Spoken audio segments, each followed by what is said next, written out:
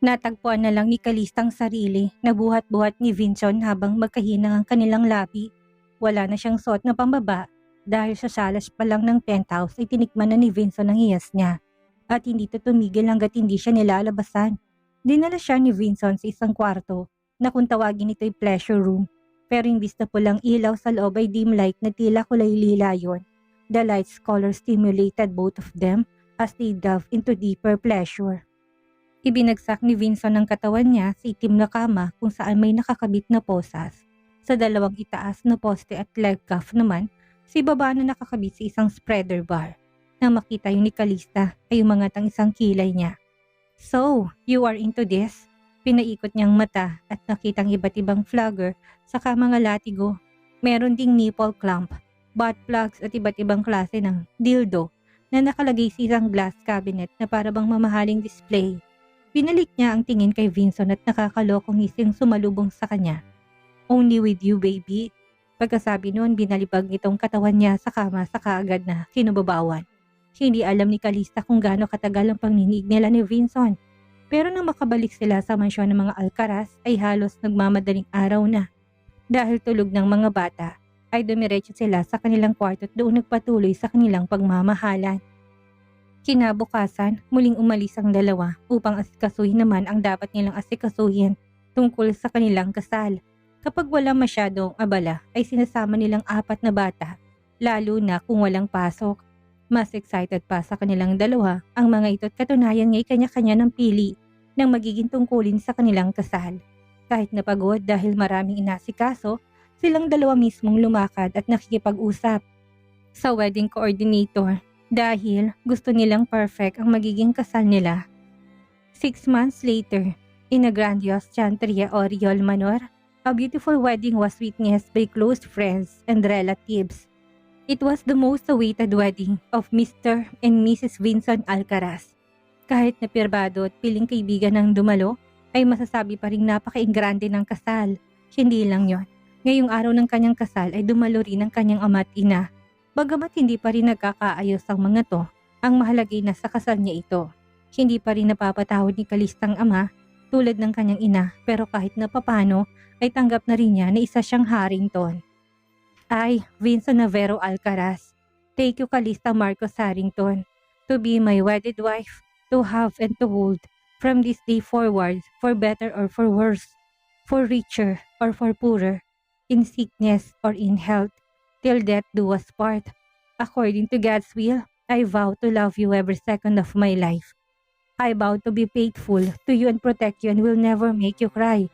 I vow to be your shoulder that you can always lean on.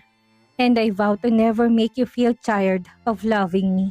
Isang ngiti ng puno ng pagmamahal ang sumilay sa labi ni Calista. Matapos magsalita ni Vincent, she could see that Vincent's gaze was full of love and devotion that no one could ever take it away. Nang si Calista nang magsasalita ay halos ayaw tanggalin ni Vincent ang malagkit na titig sa kanya.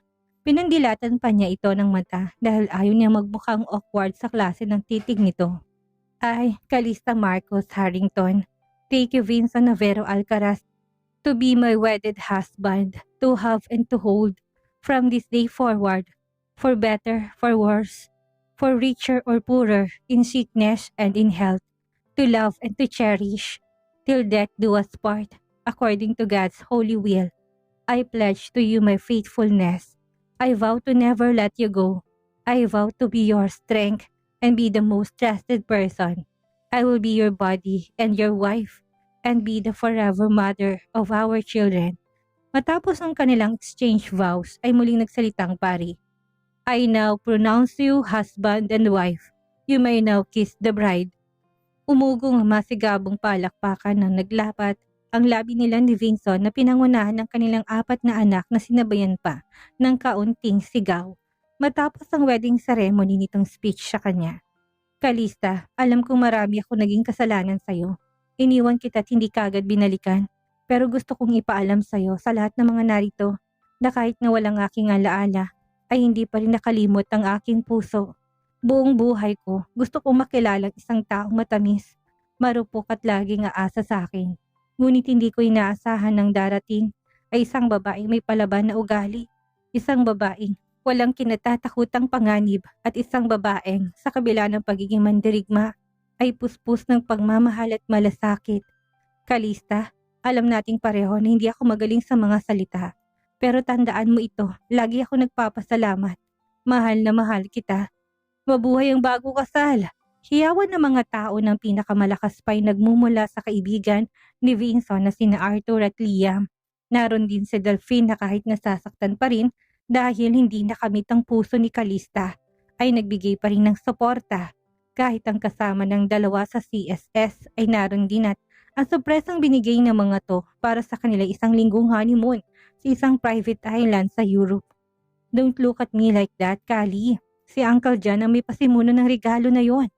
Caleb is right, Kali. Ang totoo, hindi lang dapat isang linggong honeymoon ang ibibigay ni Uncle John sa inyo kundi ang mismong isla. Tumango si Rex sa sinabi ni Harvey. That is true.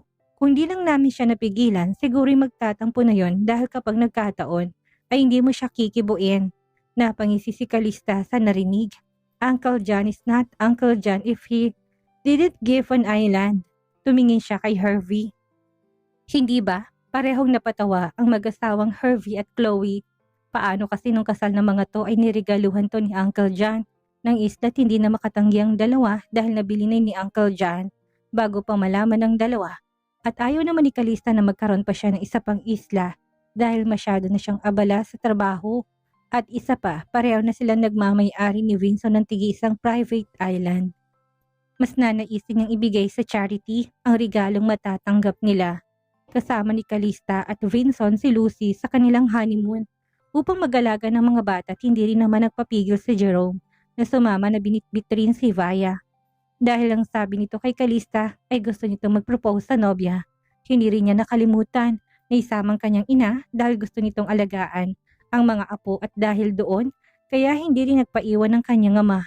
Hindi to kinikibo ng kanyang ina pero pansin ni Kalista na kahit papano ay masaya ito dahil magkasamang mga ito. Naiwan sa magkakapatid si Frederick dahil bukod sa ayaw nitong sumama ay marami itong aasikasuhing negosyo.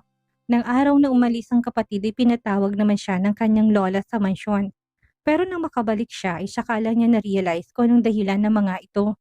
It was another blind date. Walang idea si Frederick pero nitong nakaraang mga araw ay ilang beses na siyang pinagkakasundo ng kanyang lola para makipagtagpo sa babae pero ni isa ay hindi siya nakitaan ng interes. Tulad na lang ngayon. Apo, naaalala mo pa ba ang iyong uncle na Wilito at Auntie Kiera? Kasama nilang anak nila na galing abroad. Nang makita niyang tumayong nag-iisang dalagang naroon ay tinanguan lang ito ni Frederick at hindi tinanggap ang nakalahad na palad. Hindi siya nagpakita ng interes dahil hindi pa siya handa para magkaroon ng kasintahan. Umupo siya sa single sofa at pilit na nakipag-usap hanggang sa umalis na lang ang mga bisita dahil sa kawalan niya ng interes. Frederick, may galit sa boses sa tawag sa kanya ng lola Andrea nang tangkain niyang umalis upang tumungo sa kwarto. Hindi kita pinalaking bastos. Bakit kailangan mong itrato ng ganon ang anak ng kaibigan ko? Nagkibit ng balikat si Frederick sa katumangkang tumayo pero kagad siyang napigilan ng kanyang lola. Frederick, inaalala ko lang ang kinabukasan mo. Tumatanda ka na at kailangan mo na ng taong makakasama mo sa pagtanda. Hindi nagpapigil si Frederick at tumayo ng tuwid. Hindi pinipilit ang pag-ibig. Kapag dumating yon, darating yon. Sa ngayon, hindi ko pa kayang pilitin ang sarili ko na mahalin ng isang taong hindi ko naman kilala. Pero Frederick, tingnan mo si Kalista at Jerome. Meron ng mahal na nakakasama nila habang buhay. Giit pa ng kanyang lola. Sinusubukan kong magbago pa ang isip niya. Wala nang pero-pero la. Kung may nagugustuhan ako, sasabihin ko kaagad sa inyo. Pero sa ngayon ay hayaan niyo na muna ako. Nai-enjoy ang pagiging single ko. Bata pa ako, kaya wala kayong dapat na ipag-alala. Pagkatapos nun, ay tuluyan niya nang iniwan ang kanyang lola at umakyat sa kwarto upang magpahinga. Napagod siya maghapong trabaho sa opisina. Pero sa kabila noon ay masaya siya dahil sa wakas ay nagkaroon na rin ng kasiyahan ang pamilya niya. Lalo na si Kalista na natagpuan ng kasiyahan nito kay Vincent. Bukod pa doon ay kasama na rin nilang kanilang ina bagamat galit pa rin ito sa kanilang ama. Ang mahalaga ay nasa piling nila ito ngunit kahit na pagod si Frederick, pagdating sa kwarto pa rin na hindi siya makatulog. Kaya naman muli siyang nagbihis ng pang-alis at lumabas ng kwarto sa dumiretso sa garahe. Mabuti na lamang at wala na sa salas ang kanyang lolo't lola. Kaya wala ng katanungan na pumigil sa kanya. Nagmaneho si Frederick patungo sa Sears Bar na napag-alaman niyang pagmamayari pala ng kanyang kapatid. Dahil mag-isa lang siya, kumuha siya ng private room at tahimik na uminom. Sinubukan niya tawagan ng kaibigan, ngunit parehong abala rin ng mga to. Kahit pa si Delphine na alam niyang nagluluksa ang puso dahil sa pagkabigo sa kanyang kapatid. Marami-rami nang nainom ni Frederick at dahil private room yon ay merong kama sa loob na pwedeng mapagpahingahan. Kaya naman nilunod niya ang sarili sa alak. Panay ang order niya sa waiter kahit na alam niya sa sarili niya na hindi niya nakaya. Maya-maya pa'y bigla siyang napatayo. At muntikan pang mabuwal dahil siya biglang may tao sa labas na kumakalikot ng pinto. Alam niyang hindi yun nakalak at lalong hindi yun ang waiter dahil hindi siya nagpatawag. Biglang umikot ang kanyang paningin at muntikan na siyang mapasubsob nang makalapit siya sa pinto. Mabuti na lamang at kaagad siyang nasalo ng taong papasok at pareho silang napayakap sa katawan ng isa't isa. Frederick frowned. His thick brows aligned when he smelled the nice but unfamiliar perfume from the woman in his arms. Hot! It's so hot! Anas ng babae at pilit na kumawala sa kanya. Frederick is drunk. His mind is hazy with alcohol. Ang nasa isip niya ay itong babaeng pinadala ni Delphine upang paligayahin siya, kaya hindi niya hinayaan na makalayong babae. He slammed her body into the classic wall. Slammed and quickly yet passionately kissed her. Ang buong akala niya ang manlaban ng babae pero nagkakamali siya. Dahil hinayaan siya ng babae na halikan nito higit pa doon ay tinanggap nitong halik niya. Their kiss ended up on the bed. They have sex until dawn, until both of them passed out. Mataas ng sikat ng araw nang magising si Frederick at nang makitang katabing babae ay kaagad na uminit ang ulo niya. Pero bago pa niya maibuk ang labi upang pilitin itong magising ay bigla itong bumangon at nanlalaki ang matang tumingin sa kanya. Who are you? Bakit nandito ka sa room na kinuha ng kapatid ko para sa akin? Frederick got a headache from the woman's yelling. Nahilot niyang sentido at nakapikit na hinarap ito. What are you talking about? Hindi ba't ikaw ang babaeng pinadala sa akin ng kaibigan ko as an escort? What? Hindi makapaniwalang nagtagumpay ka na makasiping ako? Stop being stupid, woman. Walang saplot na bumaba ng kama si Frederick at hinayaan ng hubad na katawan na pagmasdan ng babae. Isa-isa niyang pinulot ang nagkalat na damit saka mabilis na nagbihis sakalang malamig ang tingin na nilingon ng babae. Alam niyang hindi ibang babae ito sa mga babaeng nangangarap na mahawakan niya. Pasensya na, mister. Matarin na sagot ng babae. Hindi ko alam kung anong pinagsasabi mo. Kinuha nitong kumot at tinakip sa hubad na katawan. Habang pinagmamasdan ni Frederick ang babae, na hinihilot ang sentido. Habang mahigpit na tinatakip ang kumot sa katawan ay napaismit siya. Alam na niya ang ganitong estilo ng mga nakakaniig niya. They will pretend they didn't know what happened, but after that, they will demand something from him. Claiming they are pregnant with his kid, kaya hindi na kaagad-agad nagpapaniwala si Frederick sa kadramahan ng mga babaeng nakakaniig niya. Nang makapagbihis ay kaagad na kumuha ng cheque si Frederick. Sinulat ng tamang halaga sa katinapon yon sa kama. Siguro naman sapat na ang perang ito para makapamuhay ka ng komportable. Kunin mo yan at huwag na huwag ka nang magpapakita sa harapan ko. Akmang tatalikuran ito ni Frederick upang lumabas ng kwarto. Pero biglang bumaba ang kama, ang babae at bitbit ang cheque at itinapon yon sa mukha niya. Anong akala mo sa akin? Bayarang babae. Kunin mong pera mo dahil hindi ko kailangan yan. Pagkasabi nun ay isa-isa nitong pinulot ang damit na hinubad saka mabilis na nagbihis. At dali-daling lumabas ng kwarto. Hindi pa ito nakontento at bago to lumabas ay pinakitaan pa siya nito ng gitnang daliri. Saka malakas na isinarang pinto sa harapan niya. Natameme si Frederick sa inasal ng babae. Sino mag-aakala na may babaeng binigyan siya ng middle finger dahil siya binigyan niya ito ng tseke? Hindi niya tuloy maiwasang maalalang naging reaksyon ni Kalista noong binigyan niya ito ng tseke at malamang kapatid niya pala ito. Dala-dala pa rin Emerald ang inis sa lalaking nakilala sa bar habang pauwi na sa kanilang bahay. Siya nangang lugi, siya pang nainsulto. Kung hindi lang dahil siya alak na ibinigay ng kapatid niya. Hindi niya alam na nilagyan ito ng droga. Ay nuknukan niyang ibigay ang pagkababae sa lalaking yon. Pinakakaingat-ingatan niyang kanyang puri pero dahil siya isang gabing pagkakamali ay naisuko niya iyon sa hindi naman niya kilala. Nanginginig siya sa galit dahil sa pag-set up sa kanya ng kapatid. Pero wala siyang magawa at hindi niya ito kayang mapagalitan dahil baka madamay ang kanyang ina. Pagkapasok niya sa mansyon ay sinalubong siya ng hilaw na kapatid na si Sandra ng isang malakas na sampal. 2 beses na siyang niinsulto kaya aga-aga kaya lalong uminit ang ulo niya pero ginawa niyang lahat para makapagtimpi. Emerald, alam mo ba kung anong ginawa mo? Bakit pinaasa mo si Boss Teng? Alam mo bang buong gabi siyang naghihintay sa'yo pero hindi ka sumipot? At dahil doon ang role na gusto ko hindi niya pa sa akin. Naikuyom ni Emerald ang kamao sa galit. Tama nga siya ng hinala na ginamit lang siya ni Sandra para sa kapakanan nito. Ano pa bang ikinagagalit nito? Sinunod naman niya ang gusto nito. Hindi ba't nakipagsiping na nga siya sa lalaking nereto nito? Ano bang sinasabi mo, Sandra? Hindi ba't pumunta naman ako sa room na ibinook mo sa akin kagabi? Rason niya.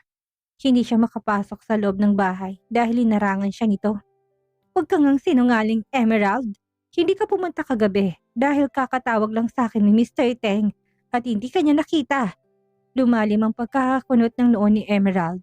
Kung hindi si Mr. Teng ang nakanig na kagabi, sino kung gano'n na mapang-insultong lalaking nakasama niya?